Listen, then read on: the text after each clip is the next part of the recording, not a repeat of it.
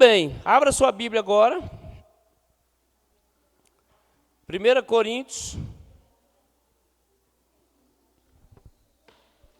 capítulo 15, verso 10. Nós vamos ler dois textos. Esse é o primeiro, depois 2 Coríntios, capítulo 12, verso 1 a 10. 1 Coríntios 15, 10.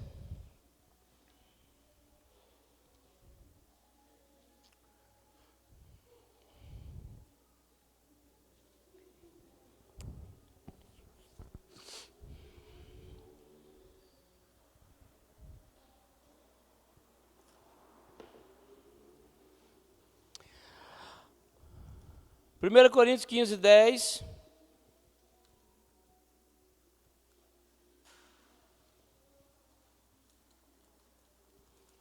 Mas pela graça de Deus sou o que sou. E a sua graça para comigo não foi vã. Antes trabalhei muito mais do que todos eles. Todavia não eu, mas a graça de Deus que está comigo. Queria que vocês lessem de novo esse texto, 1 Coríntios 15, 10. 1, 2 e já.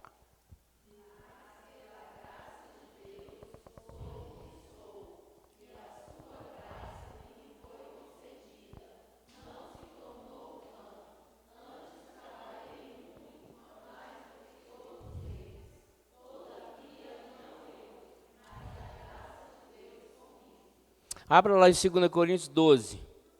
Para frente um pouco aí, 2 Coríntios 12, de 1 a 10. E vamos ler alternadamente.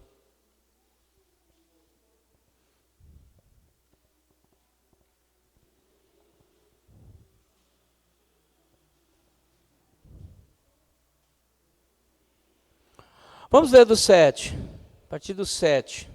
Do 7 até o verso de número 10. E para que não me ensoberbecesse com a grandeza das revelações, foi-me posto um espinho na carne, mensageiro de Satanás, para me esbofetear, a fim de que não me exalte.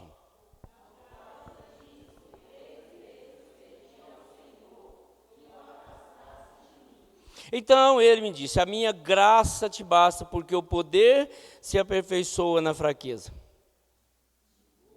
De boa vontade, pois mais me gloriarei nas fraquezas, para que sobre mim repouse o poder de Cristo.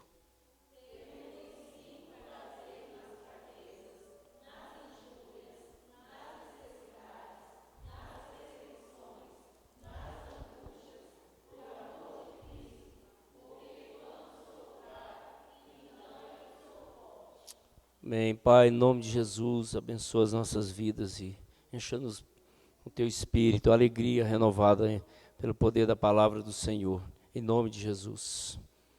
Amém.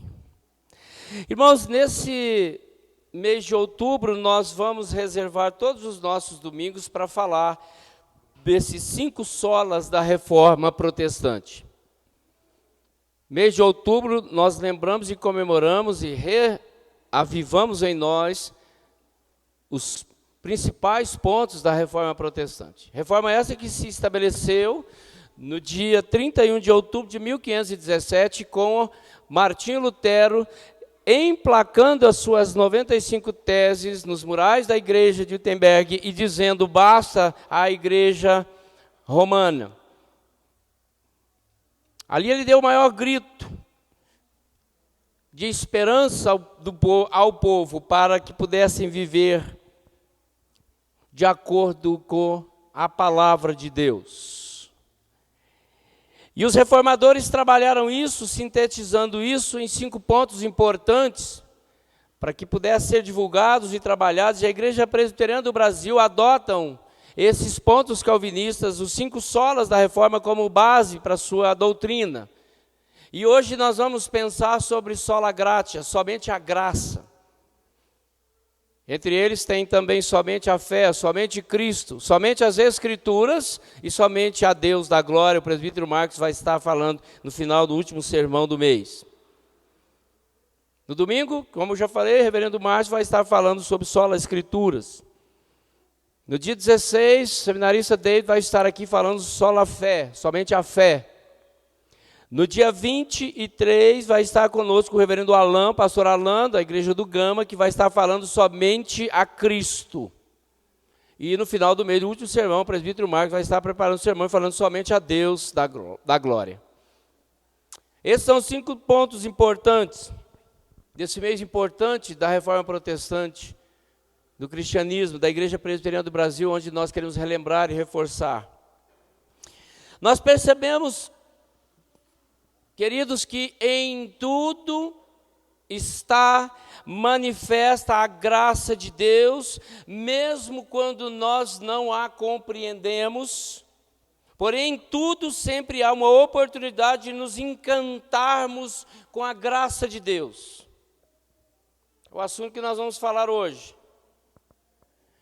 José, no Egito, é um grande ícone dessa graça em meio aos infortúnios da vida. Mas ele cria na manifestação da graça, e aos que creem, a sensibilidade de ver esses acontecimentos, o dedo de Deus forma um cântico de graça. Mesmo no útero da crise, nas dificuldades, a graça de Deus sobressai e se manifesta. Gates Spafford, autor do hino, se paz a mais doce me deres gozar, se dor a mais forte vier a sofrer, ou seja o que for, sou feliz com Jesus, meu Senhor. No meio do oceano, perdendo a sua esposa e suas 3 filhas, ele compõe esse hino em lágrimas, dizendo que Jesus Cristo é a alegria dele, mesmo na dor. Isso é a experiência mais profunda daquele que enxerga a graça de Deus. O hino 108, depois você lê a melodia de novo. João Calvino, um desses teólogos com toda a força e expressão da teologia reformada no mundo, com a saúde mais fragilizada, foi o que mais escreveu sobre a graça. Se você ler a biografia dele, você vai ver. Se você ler as institutas que ele escreve, é um dos melhores tratados e mais profundos tratados de teologia, e ele fala sobre a graça de Deus. Um homem frágil de saúde. Paulo experimentou essa graça que, dizendo ele, me basta, com o espinho da desgraça. O texto que nós lemos, 2 Coríntios, capítulo 12. Max Lucado, um teólogo americano, escreveu um livro, Nas Garras da Graça. E nele, de forma simples, ele expõe o caminho da graça que faz o ser cristão sorrir. É um livro espetacular, Nas Garras da Graça. Se você tiver curiosidade, Max Lucado. Queridos, a questão não está em nós, mas em Deus. Quem sabe todas as coisas. O Deus que pode todas as coisas, o Deus que controla tudo, dirige tudo, permite tudo, e tudo Ele faz como lhe apraz, e nada foge ao alcance da sua graça.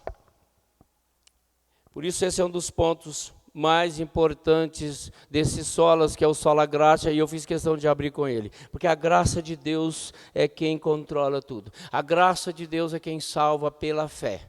A graça de Deus que nos alcançou. E é por isso que nós, como igreja presbiteriana reformada, nós precisamos lembrar isso. Os cristãos, de forma geral, eles adoram cantar sobre a graça salvadora de Deus, e nós cantamos aqui agora 2 hinos. E com razão, nós adoramos e cantamos essa graça, maravilhosa graça. João, no Evangelho, diz que Jesus, todos nós temos recebido da sua plenitude de graça sobre graça, no capítulo 1, no verso 16. Muitas das cartas do Novo Testamento começam e terminam com os escritores expressando o seu desejo de que a graça de Jesus estivesse com seus leitores.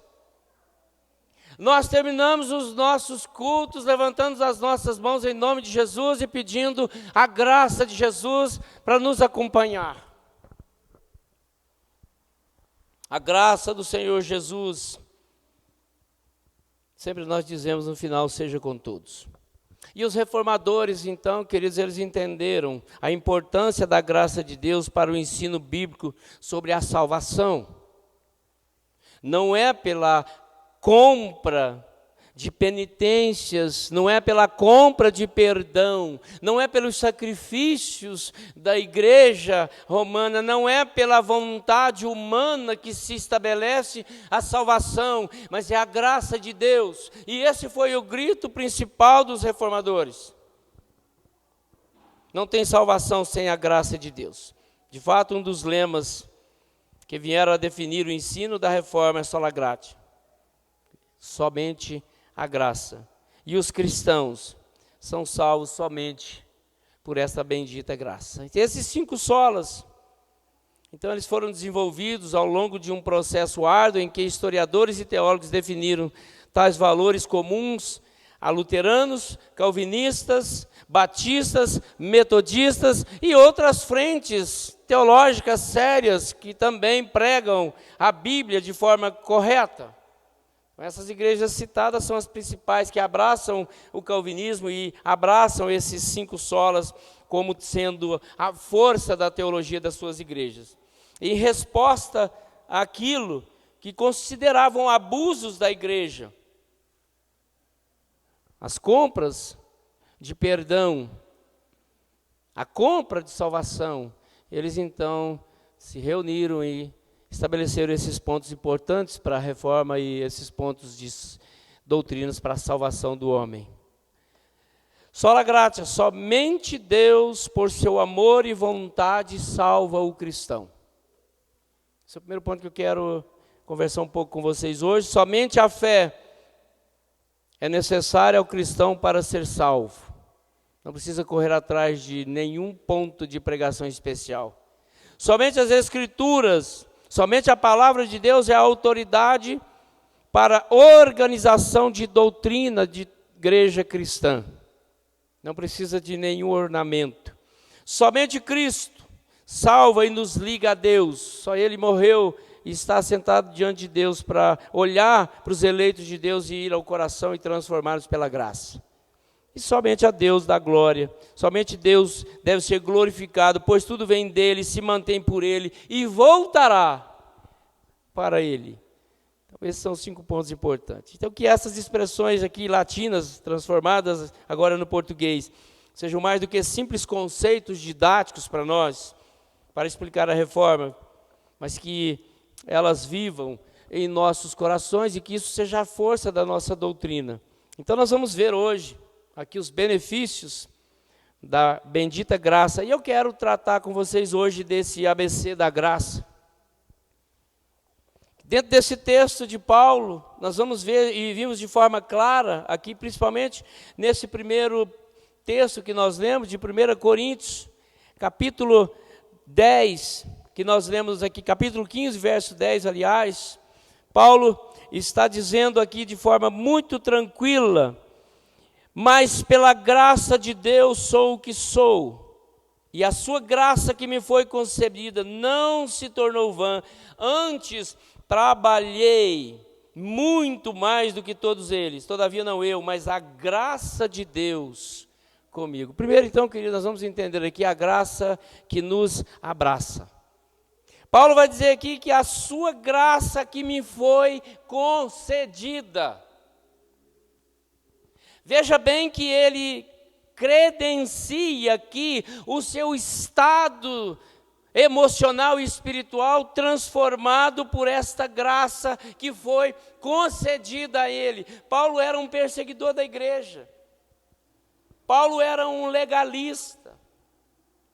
Assinou sentença de morte de vários cristãos, perseguindo a igreja implacavelmente. E aí aqui ele diz para a igreja de Corinto e para nós que ele reconhece que a graça de Deus foi concedida a ele para lhe tornar um novo homem, um novo ser. Por isso a primeira coisa que nós precisamos entender é que essa graça nos abraça. Ela vai até nós. Irmãos, isso é muito interessante porque nós abraçamos na teologia também que a graça é irresistível.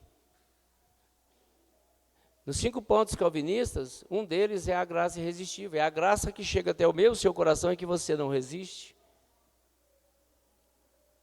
E a doutrina arminiana, para eles, essa graça ela pode ser resistida, ela pode ser negada. E para os calvinistas, com base bíblica, diz que essa graça de Deus, o que Deus quer fazer na sua vida, você não pode resistir. E é por isso que ela é importante, porque sem essa graça não tem salvação, sem essa graça não tem cristão, sem essa graça não tem autentificação da sua fé cristã. Então, primeiro, essa graça nos abraça. Pela graça sois salvos mediante a fé. E diz o texto que isso não vem de vós, mas vem de Deus para que ninguém se glorie. Esta graça que vem e me abraça, promovendo toda a calma, animando o meu coração, animando a minha alma e me movendo a estar cada dia mais envolvido, mais próximo do Senhor. Então entenda isso, que essa graça primeiro ela te abraça. Ela vai até você. Pelo abraço gracioso de Deus, nos sentimos seguros e sensibilizados a espalhar esse abraço. E é por isso que nós entendemos, quando nós vamos fazer uma obra social, nós não nos gabamos, porque nós estamos fazendo aquilo que Deus fez primeiro conosco. Primeiro Ele tem que mexer com o meu coração, transformar o meu coração, sensibilizar o meu coração, para que eu possa, por esse abraço precioso dessa graça, abraçar o próximo, acolher o próximo, entender as necessidades do próximo. Então, portanto, eu penso que ela é um dos pontos importantes, um dos mais importantes, essa graça bendita que vai e alcança o meu e o seu coração. E é por isso que eu trago ela em primeiro ponto hoje. A graça de Deus que abraça o meu e o seu coração e que te traz para o meio de um ajuntamento cristão, onde você canta um cântico bonito. Maravilhosa graça. Onde você de fato levanta a sua cabeça e eleva os seus olhos aos céus e você contempla um Deus que está acima de todas as coisas, que criou todas as coisas, e é esse Deus quem te traz aqui, é esse Deus quem te sustenta na fé, é esse Deus quem move o seu coração a ter novas atitudes diante de você mesmo e diante do próximo. Essa é a graça. Ao abraçar também, nós somos imediatamente abraçados, e assim o abraço de Deus envolve o mundo. Irmãos, que lindo você poder sentir que Deus realmente mudou o seu coração, que Deus te deu novas expectativas, que Deus transformou o seu viver, transformou o seu falar, e isso agora pode ser compartilhado, e pode ser compartilhado ao ponto de fazer transformações importantes e positivas na vida de outros. Uma das coisas importantes que Deus nos chama a fazer é a obra social, é o evangelismo. E eu já falei isso aqui várias vezes e insisto, se Deus realmente colocou no seu coração essa graça, te deu amor por Ele, você tem que ter amor ao outro e trazê-lo também para perto de você, para experimentar o que você experimenta. É por isso que o evangelismo na igreja é importante, é por isso que é importante você acolher uma pessoa que está em pecado e ajudar essa pessoa, porque essa pessoa pode estar esperando esse abraço da graça. Essa pessoa pode estar louca por uma palavra. Eu falei recentemente aqui do quão importante você encontrar uma pessoa no desespero e poder ser uma luz, um anjo de luz, um anjo de Deus, um anjo gracioso para dirigir uma palavra de ânimo, de encorajamento. Tirar uma pessoa da periferia da vida e trazer a periferia para o centro, para viver nas regiões celestes em Cristo Jesus. Por isso é importante o evangelismo, por isso é importante nós pregarmos o evangelho e mostrar essa graça que está em nós. E Paulo está dizendo aqui primeiro que essa graça o abraçou e a sua graça que me foi concedida.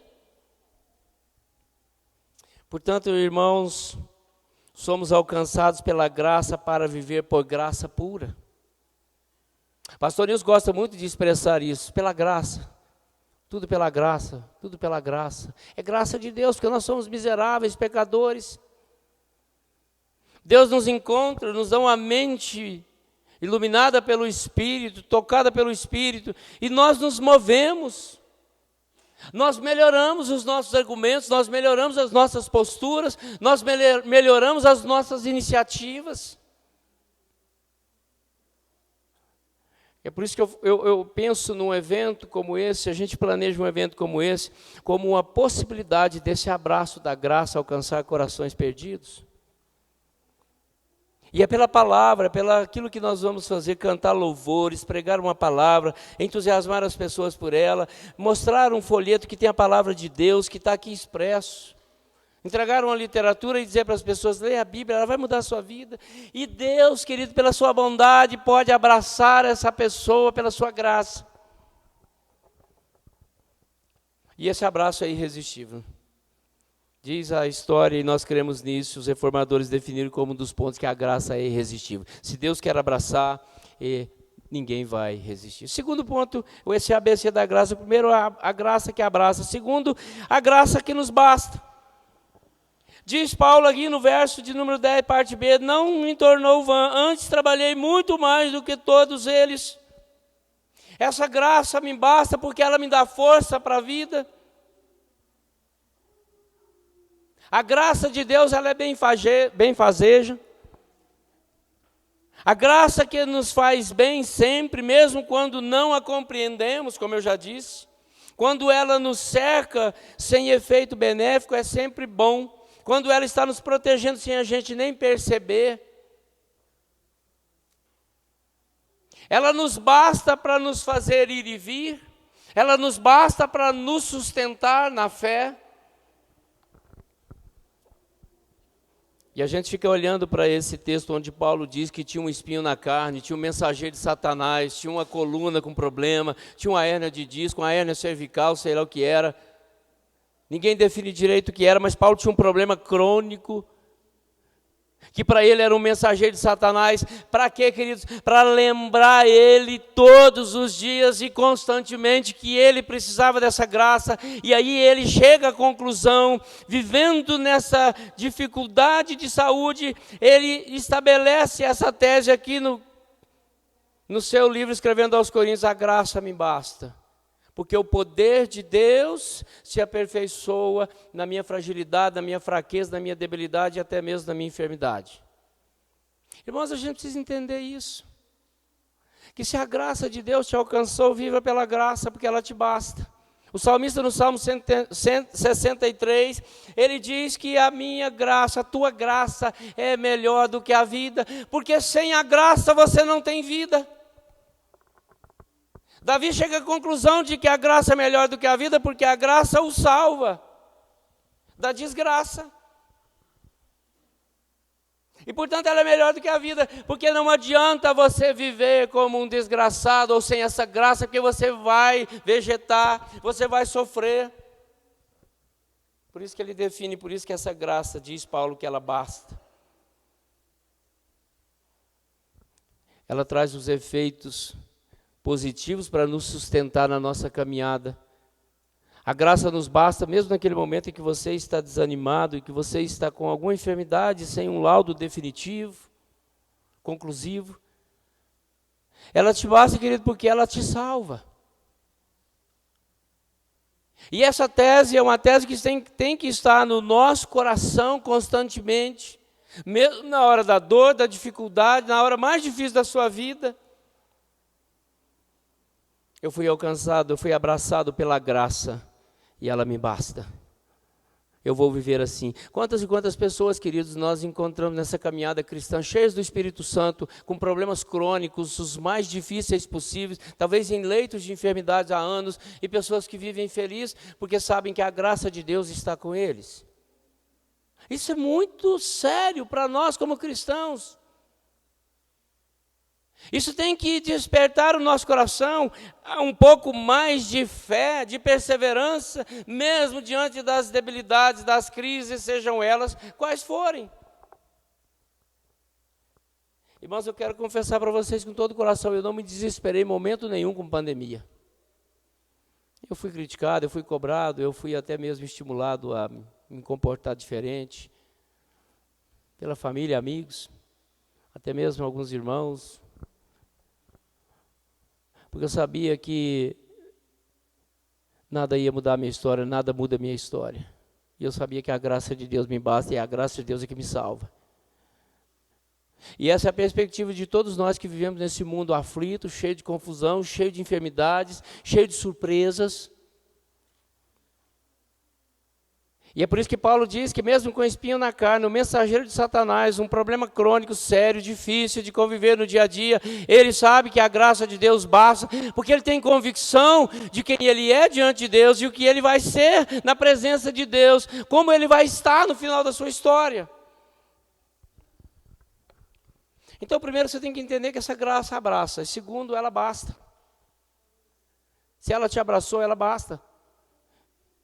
Mesmo diante do seu problema, da sua dor, da sua aflição, da sua incerteza, daquele momento de desânimo, reanime seu coração, porque a graça de Deus te basta. E as experiências que nós temos aqui nessa palavra de Paulo, mesmo com dificuldades, ele continuava pregando, evangelizando, escrevendo muito e com profundidade, falando sobre essa graça. E esses que eu citei, experiências 3, 4 que eu citei aqui, de homens de Deus que experimentaram os piores momentos das suas vidas, de crise, de desgraça, eles vivenciaram, experimentaram a graça de Deus nas suas vidas. E essa é a experiência de muitos que partem com o Senhor Jesus. Partem felizes, porque sabem que a graça de Deus basta, e ela salva. Ela é melhor do que a vida. A graça que abraça, a graça que te basta. E terceiro, a graça que nos constrói. Paulo diz no versículo 10, na parte final, todavia não eu, mas a graça de Deus que está comigo. Não sou eu, diz Paulo, grande teólogo, não sou eu grande pregador, não sou eu grande cristão, não sou eu grande mensageiro do evangelho, mas a graça de Deus que está comigo, que me move, que me faz alegre, que me torna motivado para pregar essa graça. E ele está dizendo aqui no final do verso que é essa graça que vai construindo o seu dia a dia, mesmo com sentenças de prisão e morte na guilhotina de Roma. Ele vai aprendendo ao ponto de chegar no final da sua história, 2 Coríntios, e dizer que a minha coroa está reservada, eu cumpri o bom combate, eu guardei a minha fé, e a minha coroa está reservada, eu estou indo ao encontro de Jesus. Essa graça foi construindo ele ao ponto dele chegar com essa convicção na guilhotina de Roma: eu estou indo encontrar com Jesus. Irmãos, essa graça nos constrói no dia a dia, nos molda, nos ensina, nos aperfeiçoa no nosso caráter. Aqui um homem é encontrado pela graça, vivendo por ela, porque ela basta, e ela vai moldando a sua vida. A construção do nosso dia a dia como melhores cristãos, melhores mensageiros do evangelho, é porque Deus está conosco. Não é porque nós somos bons, inteligentes e temos as melhores estratégias. Paulo diz: todavia não eu, mas a graça de Deus que está comigo. Irmãos, corações quebrantados, contritos, Deus jamais desprezará. E é tão importante, é tão bonito quando você é encontrado como um filho de Deus por um ímpio. É aquela velha máxima de quando você encontra uma pessoa que você nem conhece, começa a conversar, e aquela pessoa olha para você e diz: eu sabia que você era diferente. Eu sabia que você era evangélico, eu sabia que você era cristão, eu sabia que você era um homem diferente, uma mulher diferente. Irmãos, isso é graça, é porque Deus está conosco, Deus tem que ser visto em nós. E a graça de Deus é que vai nos construindo no dia a dia, nos ensinando. Não tem discipulado de uma semana, não tem conversão instantânea e convicção de fé instantânea. Tem um processo espiritual, uma maturidade que desenvolve, tem um discipulado que tem que seguir, tem uma atividade que você tem que cumprir, tem uma devocional, uma vida com Deus todos os dias para você ser construído todos os dias pela palavra. Senão, irmãos, não teria sentido a gente renovar estudos bíblicos, temas, sermões, movimentos de ação. Tudo isso tem sentido para nós sermos melhorados, construídos.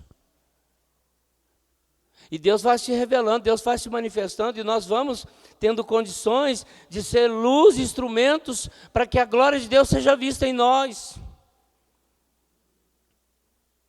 Eu vejo a igreja hoje tímida. Por mais que ela é imponente, histórica, ao longo de todos os anos, muitos avivamentos na história, muitos movimentos de oração que impactaram o mundo, transformaram grandes países. Eu ainda vejo hoje a igreja como um gigante que dorme. Talvez por falta de uma compreensão dessa graça que nos alcançou para nos salvar e nos levar para a eternidade. Dessa graça que nos sustenta no dia a dia e que vai nos construindo, nos moldando. Mas isso precisa ser visto. Paulo viajava e pregava o evangelho e se encontrava com as mais diversas pessoas, com contextos sociais, espirituais e morais, éticos, políticos diferentes. E ele fazia diferença pela graça de Deus que estava com ele, porque certamente ele era um homem inquebrantado, era um homem cheio do Espírito Santo, que pregava com poder e autoridade o Evangelho, e as pessoas viam essa graça nele. E muitos textos nós encontramos, como em Atos capítulo 20, capítulo 19, a Bíblia dizendo que muitos creram na sua palavra. Jesus, quando pregava para as multidões, uns abandonavam, saíam, mas a Bíblia diz que muitos criam na sua palavra e o seguiam. E eu vejo, queridos, e tenho insistido nessa tese, quando Jesus sobe ao céu, ele deixa poder para a igreja, ele diz: recebereis poder ao descer sobre vós o Espírito Santo, e sereis a minha igreja. Sereis o meu povo, vocês vão me representar. Agora não sou eu mais, o Filho de Deus pisando na terra, é vocês, meus discípulos, com a minha presença e cheios do Espírito, revelando Deus ao mundo. Irmãos, o que nós mais precisamos hoje como igreja é de ser luz nessa terra de escuridão. Nesse país chamado Brasil, badalado pelas influências sociais, morais e culturais, a igreja tem que ser mais influente. A igreja precisa ser mais representada. Ela precisa manifestar melhor a glória de Deus e essa graça de Deus, porque Deus vai nos moldando. Deus vai nos construindo, nos ensinando, é para que seja usado para a glória dEle, para que pessoas cheguem até nós, se ajuntem aqui conosco, ouçam também o Evangelho transformador e sustentador para a fé no dia a dia. Nós vivemos uma das maiores crises morais da história desse país. Reverendo Hernandes Dias Lopes fala isso direto nos seus sermões, né? O que é certo hoje está errado e o que é errado está certo. E nós estamos tendo que engolir isso. Nós estamos tendo no mínimo que conviver com isso e às vezes apáticos, de braços cruzados, sem reação. E essa graça de Deus que nos constrói, nos chama a mostrar o brilho da glória de Deus e mostrar as coisas corretas, bíblicas. Defender a ideia de Deus, defender o projeto de Deus. E não aceitar o projeto do mal. Isso é graça que vai nos construir, nos ensinando a viver, porque Deus vai se manifestando em nós, vai nos trazendo mais maturidade e convicção. Cada dia nós temos que ser melhor diante de Deus. É por isso que primeiro nós precisamos entender isso nessa linha de pensamento, que essa graça nos abraça. Se abraçou, você é um abençoado por Deus, um agraciado por Deus, e vai experimentar essa graça na sua vida, e ela vai te bastar para a sua caminhada. E ela não só te basta, mas ela vai te ensinando a viver, desfrutar e anunciar essa graça. Irmãos, nós precisamos ser uma igreja entusiasmada. Nós precisamos ser um povo de Deus realmente com brilho nos olhos, um sorriso no rosto de jacaré. Porque nós somos encontrados por essa graça, somos salvos. Nós experimentamos isso no dia a dia, vendo Deus agir em nós e por nós e cuidar de nós todos os dias. E nos ensinar coisas novas todos os dias nas experiências que nós enfrentamos no mundo mal. Essa é a graça que nos abraça. que nos basta e que nos constrói.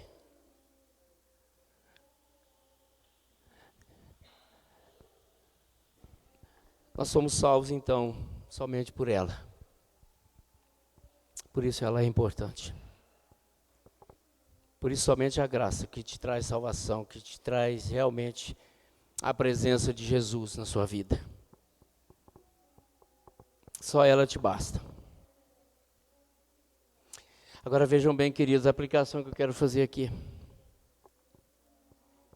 Longe de nós